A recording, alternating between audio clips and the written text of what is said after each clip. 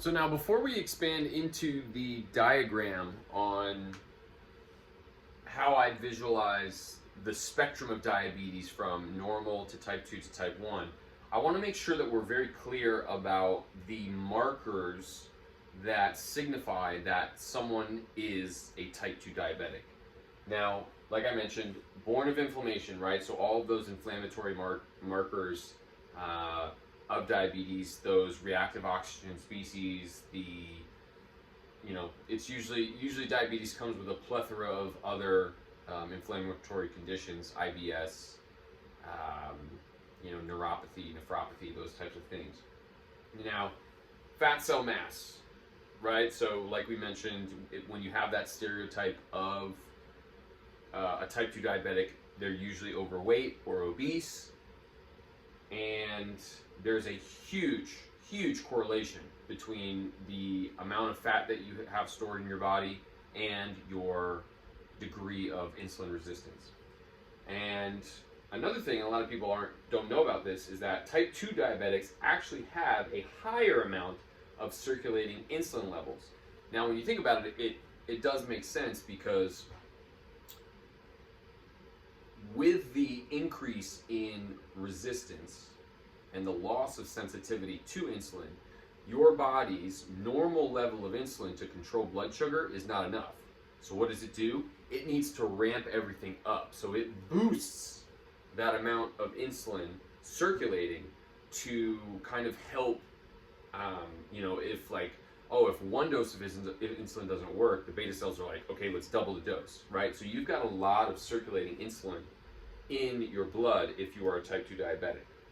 And counterintuitively, blood sugars are actually going up, right? That's why, that's how people found out that you were diabetic, or the doctor found out you were diabetic in the first place. Your A1C is up, and your blood sugar is not being controlled, okay? Now, let's talk about what insulin, the hormone, actually does. Now, we all know that it is, essentially responsible for blood sugar control. That's what it does.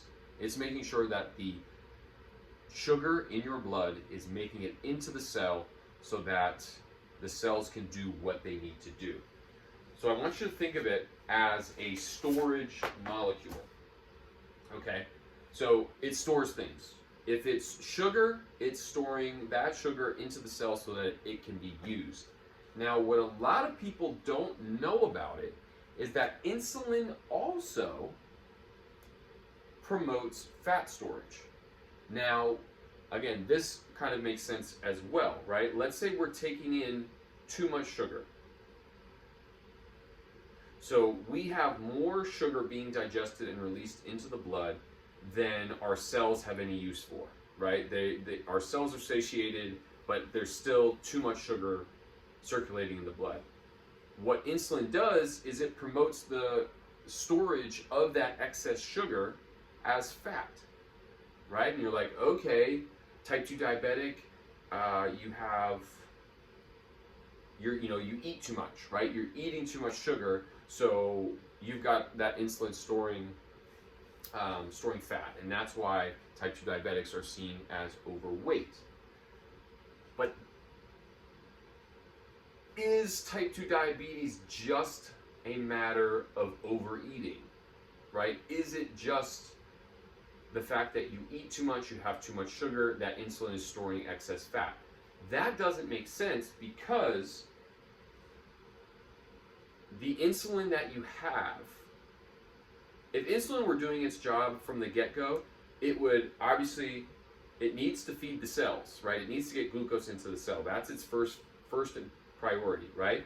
It has now skipped over its most important duty and has just relied on storing fat, right? And that is not at all something that sustains life, right? We can see the health complications that arise from obesity.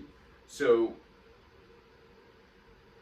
what about those inflammatory markers are affecting the sugar getting into the cell, so that whatever insulin is there isn't doing its first job, but it's like, hey, we've got a lot of insulin here and a lot of sugar here, let's store it as fat.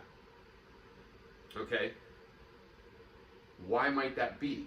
So what I'm arguing is that type 1 and type 2, in terms of their inflammatory nature, right? Inflammation is affecting beta cell mass and the amount of beta cells able to make insulin, right? And we mentioned with type 2 diabetics that we don't know. I'm going to see if I can find my old notes here. With type 2 diabetics, we don't really pay attention to beta cell mass because we just assume that it is inflammation causing insulin resistance. But if you think about it, if a type 2 diabetic is losing beta cells, wouldn't that also lead to an increase in circulating insulin levels, right? I mentioned the fact that because the blood sugar is chronically elevated, the beta cells are like, oh God, we have to double our output to get that glucose down to a normal level. But what if it started with a loss of beta cell mass? So instead of the insulin sensitivity going first, what if you started making less insulin to begin with?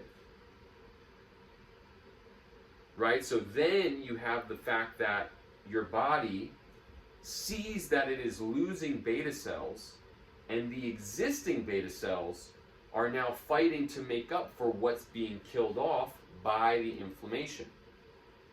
So now I'm going to transfer over to the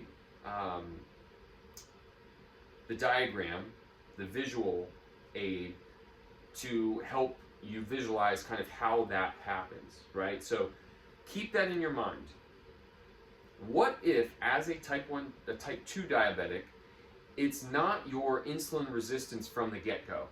It's your loss of beta cells that leads to the boost in circulating insulin levels that now is having difficulty working because those inflammatory markers are not only killing off beta cells, but they're also affecting your insulin resistance and insulin sensitivity.